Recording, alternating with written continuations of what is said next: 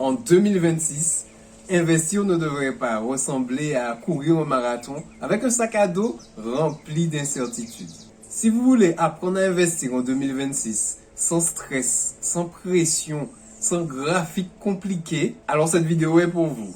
2026 a commencé de manière particulière sur le plan géopolitique avec Monsieur Trump qui a décidé que cette année-là, on va commencer l'année de manière très mouvementée. Et donc sur le plan financier, on commence l'année avec beaucoup d'incertitudes. Dans cette vidéo, on va voir 7 résolutions concrètes à prendre en 2026 pour investir avec sérénité cette année. En gardant le cap, en restant droit dans tes objectifs pendant que tout le monde sera agité autour de toi. Bonjour les amis et bienvenue sur cette nouvelle vidéo. Pour ceux qui ne me connaissent pas, je suis Gaël et dans la vie, je suis contrôleur de gestion. Et j'aide aussi les particuliers à gérer leurs finances personnelles. Donc, à passer d'un état où ils n'avaient pas de budget, ils n'arrivaient pas à s'en sortir en fin de mois, ils étaient tout le temps à découvert, passer à un autre état où ils investissent leur argent, ils fixent des objectifs et ils les atteignent. C'est ce que je fais exactement grâce à cette chaîne YouTube. Je permets aux particuliers de dormir sans stress et d'avancer vers leur avenir. Pour ceux qui veulent aller plus loin, je vous laisse dans la description de la vidéo le lien pour une consultation totalement offerte avec moi. Alors pense à réserver ton appel pour avancer sereinement en 2026. Et ceux qui veulent aller encore plus loin, vous trouverez le lien des outils que j'utilise pour investir dans la description de la vidéo. Passons tout de suite aux bonnes résolutions pour 2026 en matière d'investissement. Donc cela présume que tu as déjà gérer ton budget, donc tu as déjà ton tableau de budget, tu as déjà des outils pour gérer ton budget, tu as peut-être fait ton budget sur un bout de papier, mais en tout cas, tu sais combien tu dépenses chaque mois, tu sais combien tu décides d'investir, tu sais combien tu peux mettre de côté en épargne de sécurité chaque mois. Une fois que tu as mis toutes ces bases en place, si tu n'as pas encore effectué ce travail-là, on peut éventuellement les voir ensemble en privé. Mais, quoi qu'il en soit, une fois que tu es prêt à investir, n'oublie pas de mettre en place ces 7 bonnes résolutions. Résolution numéro 1, définir pourquoi tu souhaites investir. C'est vrai qu'on parle beaucoup du pourquoi, mais on se dit jamais qu'est-ce que ça va. C'est vrai qu'on parle beaucoup du pourquoi, mais le pourquoi sert vraiment à savoir où tu vas mettre ton argent et à te permettre de tenir quand les choses seront difficiles. Car, bien évidemment, la vie n'est pas linéaire. Quand on commence à investir, on se fixe des objectifs ambitieux parfois et tout. Et à la moindre sortie de route, on va se retrouver vraiment à abandonner en fait ce qu'on avait mis en place. Donc, c'est pour ça que bien souvent, les résolutions de fin d'année, les résolutions de début d'année, etc., ne tiennent pas. Elles tiennent pas longtemps parce que le pourquoi, bien souvent, n'est pas assez fort. Parfois, quand on est dans la difficulté et qu'on a mal, là, on trouve un pourquoi fort pour avancer. Mais une fois que tout se calme et tout, on est dans une période de fête, etc., on voit bien, hein, si on prend l'exemple en Martinique, on est sorti de Noël, on enchaîne déjà ce carnaval dès le premier. Et là, les gens sont dans une histoire de fête, etc., loin de leurs objectifs. Et là, c'est là qu'il faut tenir. Quand on est dans ces phases-là où on est en euphorie, mais on est lucide. Sur cette chaîne, on est des lucides. Donc c'est la première résolution. Définir ton pourquoi, c'est exactement ce que tu dois faire avant de mettre en place ta stratégie en 2026. Et pour ça, on peut se poser des questions claires, mais des questions qui ont leur réponse claire dans votre tête. Par exemple, est-ce que j'investis pour m'acheter une maison? Est-ce que j'investis pour ma retraite dans 25 ans? Ou dans 20 ans? Ou alors, est-ce que j'investis pour financer les études de mes enfants? Et dernière question, celle qui peut vraiment faire trépider beaucoup de personnes, est-ce que j'investis pour devenir libre financièrement, me débarrasser de tous ces soucis du quotidien et vraiment pouvoir profiter de la vie, faire des projets que j'aime, aider des gens à s'en sortir? Est-ce que j'investis pour ça? Alors, on va prendre un exemple concret avec un gros montant. Comme ça, ce sera parlant. Bon, aujourd'hui, vous avez 50 000 € de revenus. On parle bien d'une belle somme par mois. Alors, quelqu'un qui a cette somme-là, 50 000 €, et on va dire que toute cette somme-là est allouée à l'investissement. Donc, dans quoi tu vas mettre chaque euro? Par exemple, tu vas mettre 10 000 € en épargne de sécurité, 15 000 € pour un projet qui a lieu dans 5 ans, et 30 000 € pour ta retraite dans 25 ans. J'ai fait exprès de mettre un exemple avec des gros chiffres Mais on voit vraiment qu'avec 50 000 euros, on peut répartir de la manière suivante. Épargne de sécurité, investissement moyen terme, investissement long terme. Et là, on constate bien que chaque investissement a un horizon de temps différent. Donc, une stratégie d'investissement différente. Donc, on va pas prendre le montant qu'on a besoin peut-être dans 5 ans pour la mettre dans une classe d'actifs risqués qui peut peut-être nous faire perdre sur le court terme 20%, 30%, 50% du montant. Cela nous amène à la deuxième résolution. Organisez votre stratégie financière par horizon de temps. Et ça change tout en matière d'investissement. Car oui, le risque en investissement dépend beaucoup de votre temps. Du temps sur lequel vous allez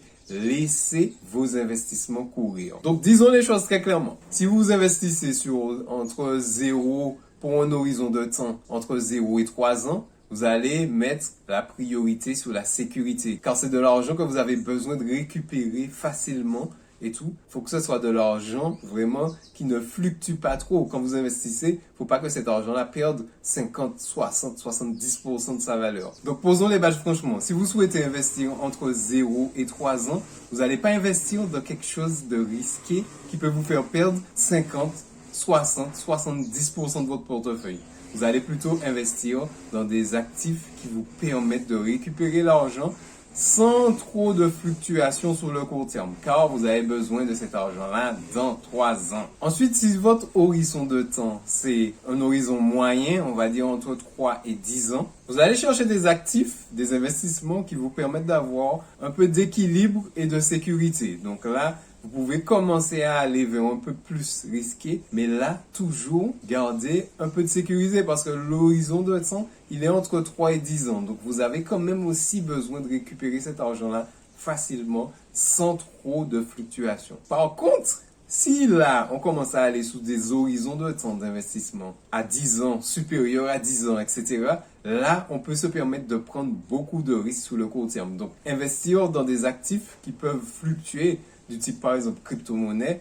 Et là, vous savez que sur le court terme, vous pouvez perdre 70% de votre investissement en moins-value latente. Par contre, cet argent-là, cet investissement-là, vous allez le laisser courir. Donc, sur le long terme, vous avez largement le temps de récupérer cette perte-là de 70% en 1 an, en 2 ans. Parfois, les pertes, si on prend l'exemple des crypto-monnaies, les pertes de moins 70%, vous pouvez les rattraper en 3 mois, en 6 mois. C'est vraiment des marchés où le risque est élevé et donc là, on va aller sur un horizon de temps plus long pour pouvoir accepter ce risque-là, accepter ces fluctuations au court terme. Par exemple, si on prend l'exemple du marché action, on peut perdre peut-être 15% sur une année, mais sur 20 ans, on aura largement le temps d'effacer ces 15% de pertes, puisque la bourse a montré que sur le long terme, il reste l'un des meilleurs investissements. Donc moi je dirais que j'investirai pas moi perso sur le marché des actions si j'ai besoin de l'argent dans 1 an ou dans 2 ans.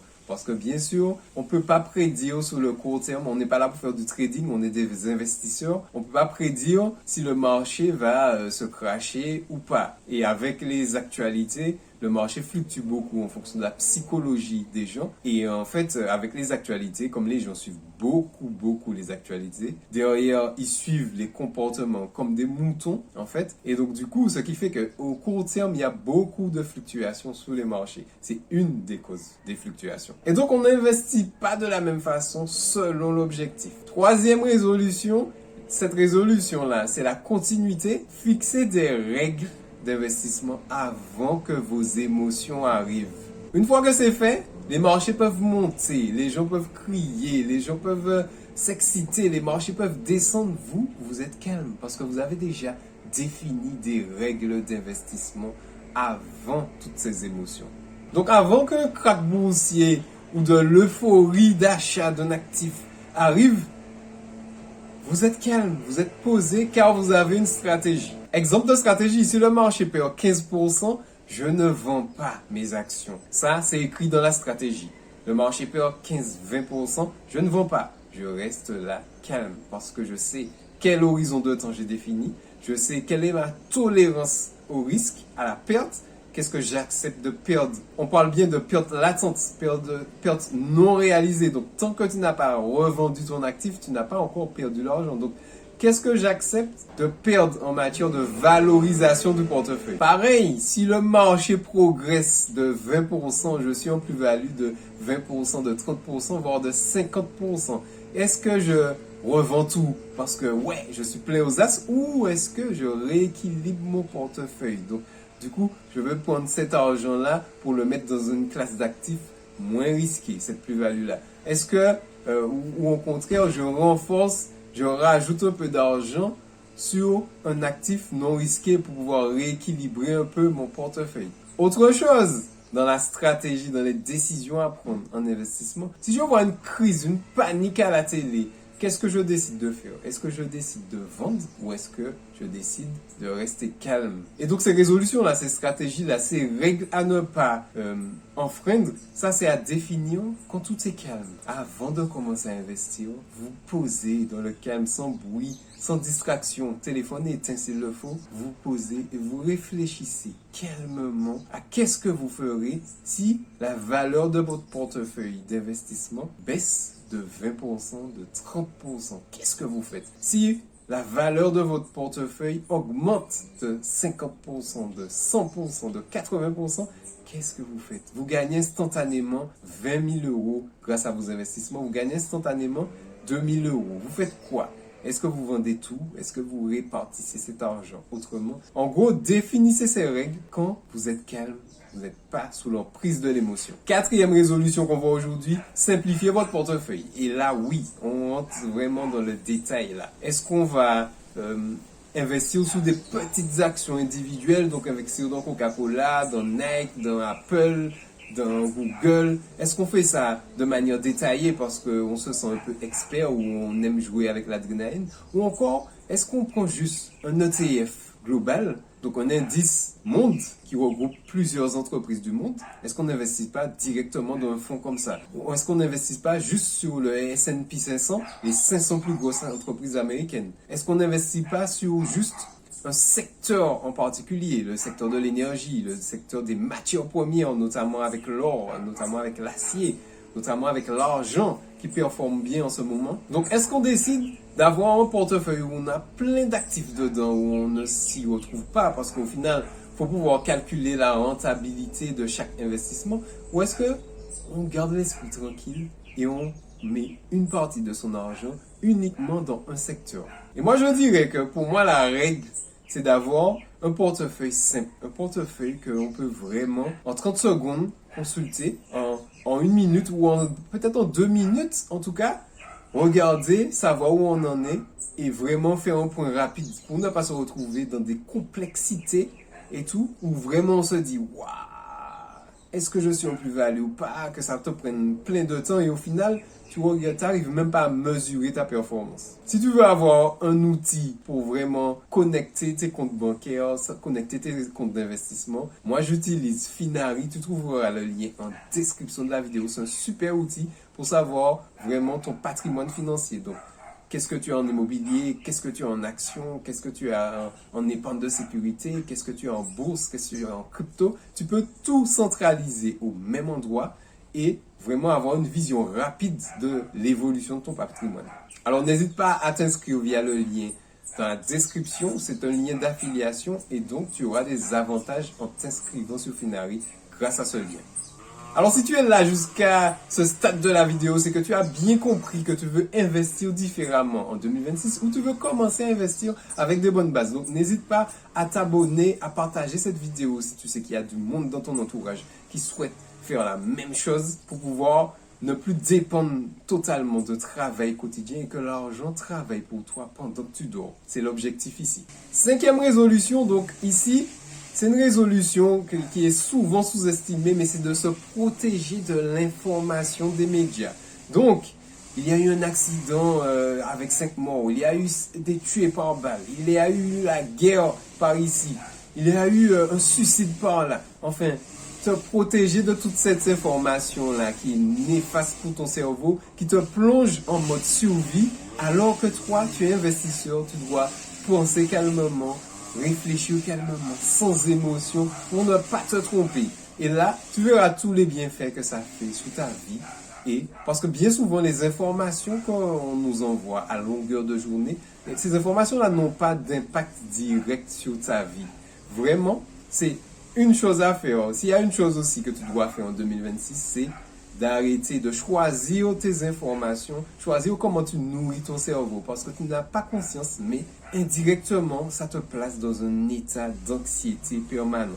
Et tu peux tout à fait rester informé sans suivre l'actualité. Tu auras forcément quelqu'un dans ton entourage qui va te parler des infos importantes. Ou encore, tu peux tout simplement peut-être lire ne serait-ce qu'un article que tu auras choisi, de l'information que tu auras choisi en âme et conscience, pas de l'information imposée par les médias, imposée par ton entourage. Alors, ce que tu peux faire aujourd'hui, c'est faire une diète médiatique. Couper tout. Quand tu es sur la route, ne pas écouter les informations. Quand tu entends c'est l'heure du journal, changer directement. Écoutez vraiment des choses que toi, tu as choisies en âme et conscience. Car oui, 99% des informations n'exigent aucune décision financière immédiate. Donc si tu es investisseur, tu dois te tenir loin de ce bruit. 6e résolution, c'est de vraiment faire évoluer tes convictions d'investissement lentement. Pourquoi lentement? Parce que ça va de pair avec l'actualité.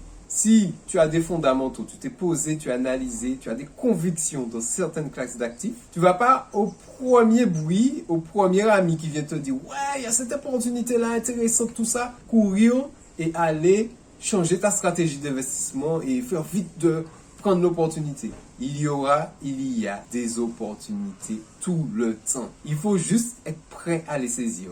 Être prêt à les saisir, ça passe par des fondamentaux solides, donc des convictions, une analyse de dans quel actif on investit pour avoir des convictions, parfois se former, lire des livres, etc., regarder des vidéos comme la mienne et tout, et se faire une conviction dans un actif. Une fois que tu as cette conviction-là, tu ne vas pas changer ta stratégie à la première personne, à la première nouvelle qui t'informe de quelque chose. Ça ne veut pas dire que tu ne dois pas changer de stratégie, mais ça veut dire que avant de prendre des décisions qui peuvent bouleverser tout le travail que tu as déjà accompli pendant plusieurs années et qui a certainement porté des fruits, pense à analyser ce qu'on te dit, à analyser l'information qui est arrivée jusqu'à toi et à voir est-ce que ça vaut le coup de tout remettre en cause. Et 7e résolution, qui est intéressante aussi selon moi, c'est pour ça que je l'ai placé en dernière, faire de l'investissement un outil pour ta vie, un levier pour ta vie, mais pas comme si ta vie en dépendait. Il faut que ça soit un bonus, un truc qui vient en plus là